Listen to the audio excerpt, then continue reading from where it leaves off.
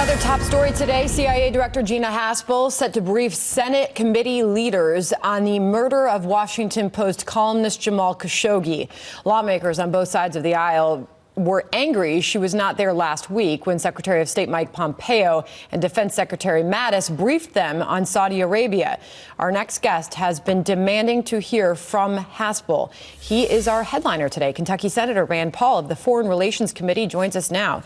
Thank you, Senator, for being here this morning. Why do you want to hear from Gina Haspel? What do you want to know? Well, to my mind, this is the very definition of the deep state. The deep state is that the intelligence agencies do things, conclude things, make conclusions, but then the elected officials are prevented from knowing about this. So if we aren't told about this, if I'm not allowed to know about these conclusions, then I can't have oversight. And so then the state grows, the intelligence, the deep state grows and has more and more power. So I've read in the media that the CIA has said with high confidence that the Crown Prince was involved with killing Khashoggi. I have not seen that intelligence, nor have I even seen the conclusions. And today there's yet another briefing, and I'm being excluded from that. So really, this is the deep state at work, that your representatives don't know what is going on in the intelligence agencies. Senator, do you trust James Mattis? Senator, can you hear us? Well, that's unfortunate. Let's hang with us for a moment here and see if we can get the audio back to Senator Rand Paul's ear there on Capitol Hill.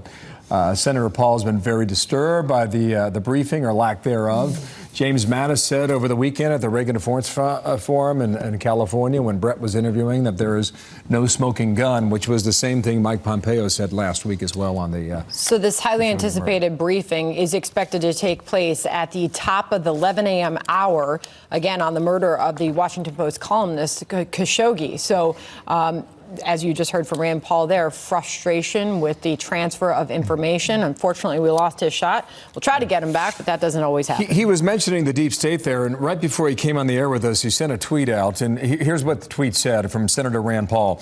He says, "You want to know what the deep state is? The CIA director is coming to the U.S. Senate, only briefing a select few members of the Senate.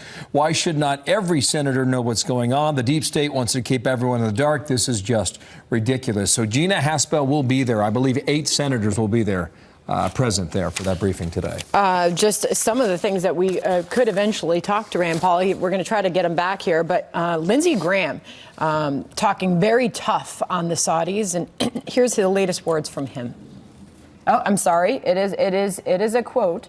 "Left unchecked, Saudi Arabia's recent behavior will help Iran by driving a wedge between the U.S. and our other Middle East allies. Lebanon, Jordan, and others need assurance that America won't bend to the whims of the Crown Prince. He is a wrecking ball to U.S.-Saudi relations." And I do believe that we have Senator Paul back. All right. Are you with us, Senator Paul? I am. I think that was the deep state getting involved in our audio. It could very well have been. The question was that went unanswered. Do you trust James Mattis? Well, I think that there are good instincts, and I think he has a world of experience that he brings to the table. But when he says that there's no direct evidence, I don't think he's answering the appropriate question. The question is there enough evidence, direct or indirect, to conclude that the Crown Prince was involved? And apparently the media is reporting that the CIA did conclude with high confidence that that the Crown Prince was involved and directed this.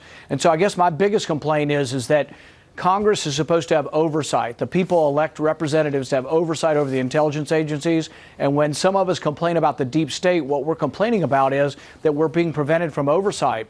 So the CIA director's coming to Capitol Hill today, and I'm still being excluded from hearing or seeing the evidence of the Crown Prince's involvement. But you know that James Mattis and Mike Pompeo both said there is no smoking gun. To that you say what?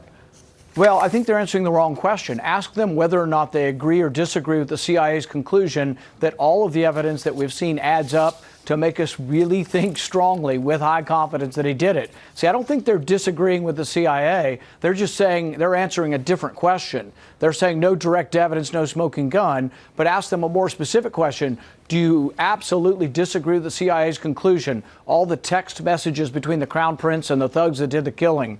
The Crown Prince's brother apparently talked to Khashoggi to try to convince him that he would be safe. So there's all of this evidence pointing towards the Crown Prince. The CIA concludes with high confidence. Of course, they're not letting us see that. And then I don't know how we can say that Mattis, I mean, they really need to be asked that question. So, do they disagree with the CIA's conclusions? So before we move on, Senator, what do you expect to happen here at the top of the next hour when this briefing takes place? I suspect they're trying to trade this briefing with a few people to try to get them to vote against the resolution next week. We have a privilege motion that'll be on the floor.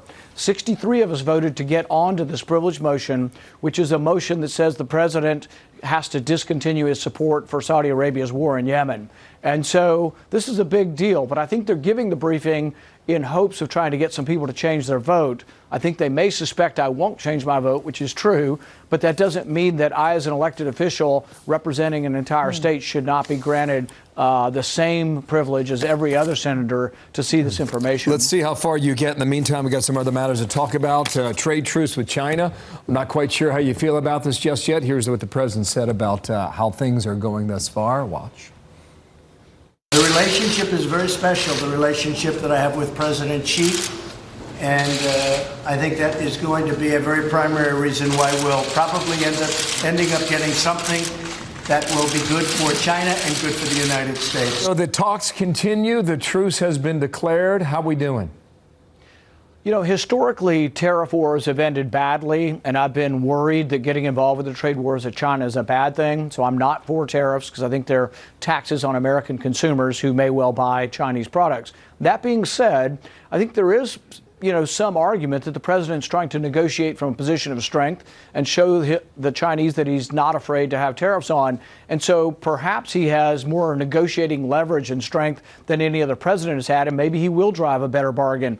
If the end result is lower tariffs, which the president has said that's what he's for, and more free trade, then I will be happy that it happened. If it devolves into more of a trade war, then I'll be saying, oh, my goodness, we shouldn't have done this. And so that's kind of where I am at this point. Very interesting stuff. So as far as the Russian tensions, they continue to rise. And fresh off the G20 summit in Argentina, Senator, a lot of questions about where the president stands here ahead of the G20. He said he doesn't like that Russian aggression one bit. He took action. And the latest coming from the White House, Secretary Mike Pompeo said this about those Russian tensions. Listen to this.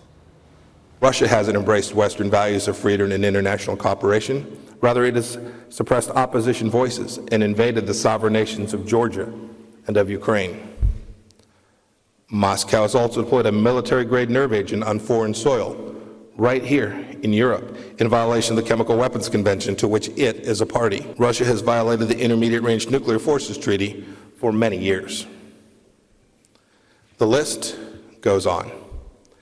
We have to account for the world order of today in order to chart the way forward. Are we being tough enough on Russia? I think we've got hundreds and hundreds of sanctions in place. We've let them know we're unhappy. And really, at this point, I think Russia does need to step up and change their behavior. Boarding foreign vessels, trying to kill a double agent in Britain with nerve gas. There's all kinds of things that are adding up that Russia has to decide, do they want to be more part of a peaceful trading relationship with us or not? On our side, we need to let them know that the sanctions could be removed if there's better behavior.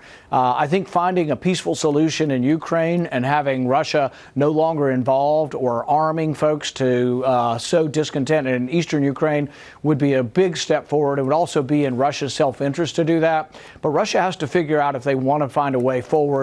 In the meantime, I think we also need to understand that nuclear arms control and nuclear discussions should continue. I've advised the president and General Kelly that I think we should appoint nuclear negotiators to talk about our differences with the INF treaty, the one on short range and medium missiles. And I think it would be a good idea to continue conversation despite our differences. Well, Senator, thank you for coming by today. I hope you come back, okay? And we'll see whether or not you have luck today with Gina Haspel. Thank you, sir. Thanks. You bet.